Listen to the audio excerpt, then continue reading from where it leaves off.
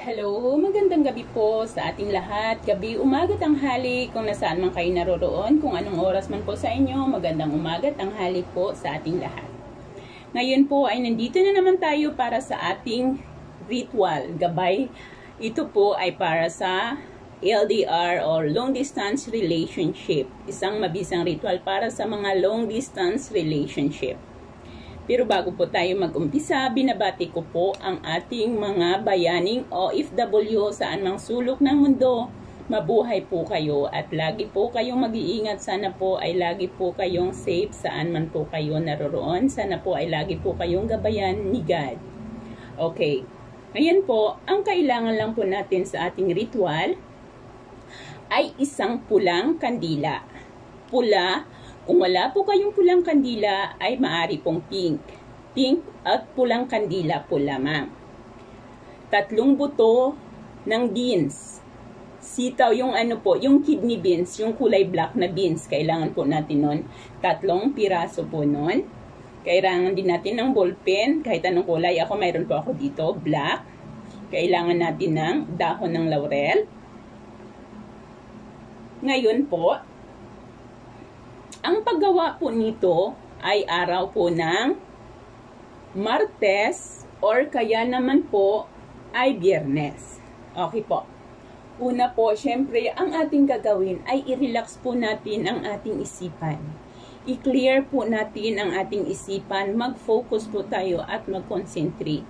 Siguraduhin po natin na ang laman po ng ating isipan ay wala pong iba, kundi yung taong gagawan lamang po natin ng ritual na ito.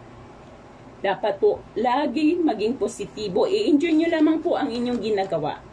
Kasi po, pag ang inyong paggawa ay talagang clear ang mind nyo, buo ang inyong paniwala, positibo kayo, at talagang parang nakikipagtelepati kayo doon sa taong ito, ay mangyayari po ang inyong hiling. Wag lamang po kayong mainip na habang ginagawa na ito, gagana po ito. Kailan kaya ang gana nito? Wag po sana ang ganong tanong. Laging iisipin, ginagawa ko ito dahil alam ko po na gagana ito. So, una po, ang gagawin natin, kuhanin po natin ang dahon ng laurel. Ayan po. Halimbawa, dito po sa una. Ayan po. Yan po dito sa una, sa harap. Isulat mo po ang kanyang kumplitong pangalan. Kumplito pong pangalan. Sa likod po ay ang iyong hiling. Halimbawa, ang iyong hiling, sasabihin mo na, kukonta ka sa akin, makikipag-usap ka sa akin. Isa lang pong hiling ang pwede nating ilagay, kumonta ka sa akin, makikipag-usap ka sa akin, o pwede rin bumalik ka sa akin.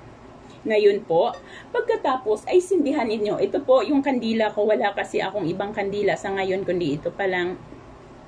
Pumunta po ako ng grocery store. Wala po ako makita kundi malalaki. So ito po. Pero dapat po ang ating kandila is red or pink. Ngayon po, sindihan po natin ang ating kandila. Pag nasindihan na ang ating kandila, kuhanin po ang dahon ng laurel. Hawakan sa iyong kanang kamay ang laurel at sunugin. Habang sinusunog mo ito, banggitin mo ang kanyang pangalan ng 3 beses. 3 beses mong babanggitin ang kanyang pangalan at paulit-ulit mong hilingin ang iyong kahilingan. For example, siya si Juan. Juan David, Juan Luna, or ano man po yun, kukunta ka sa akin, hahanapin mo ako, makikipag-usap ka sa akin. Ulit-ulitin mo po ito hanggang sa ito ay maabo. Ang abo po ay ilagay po ninyo sa isang plato. Maaari po ninyo itong kandilang ipatong dito. Dito mo po sunugin ang ating laurel para po masalo po nito ang abo ng dahon ng laurel. Ngayon, pag po naupos na, naabo na po ang dahon ng laurel, kuhanin po ang 3 buto ng kidney beans. Hawakan sa inyong kamay, hawakan sa iyong kanang kamay, tsaka mo ilagay dito. Ngayon po, habang nakalagay dito, ilagay mo ito. Ito po, dapat nakasindi pa rin yung kandila sa ilalim. Nakasindi pa rin yan. Ilagay mo ito dito. ipikit ang iyong mga mata. Pakaisipin mo ang taong ito na parang nandyan po lamang siya sa iyong harapan. Ipikit ang mga mata, pakaisipin ang taong ito na para lamang nandyan sa iyong harapan at ikutin mo ito ng 21 na beses.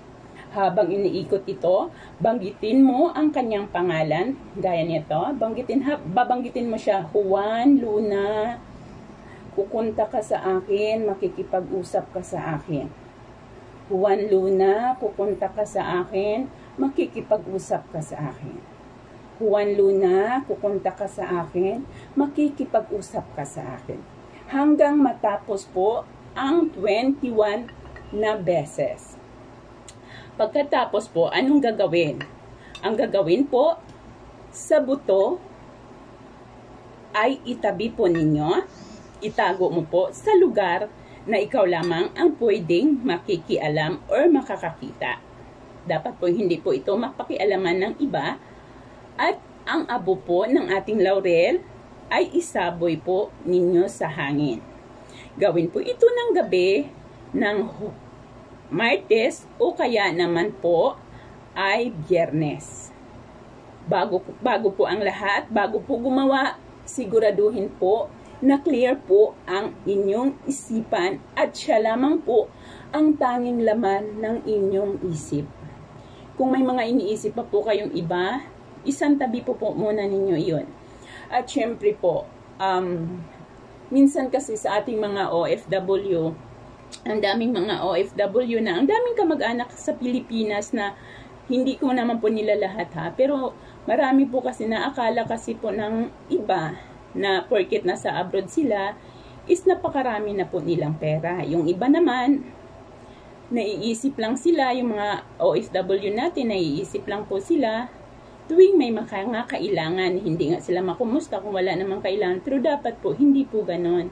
Dapat po lagi tayong maglaan ng oras sa kanila kasi hindi po natin alam yung mga dinadanas po nila doon sa bansang iyon kasi wala po sila sa atin. Hindi po natin alam kung ibang lahi po ang kasama nila. So dapat po, lagi po tayong maglaan ng time para po kumustahin sila kasi hindi po natin alam ang kanilang pinagdadaanan. Siguro minsan may mga pinagdaanan silang sobra-sobra na ayaw po nilang ipaalam sa atin para hindi po tayo mag-alala sa kanila.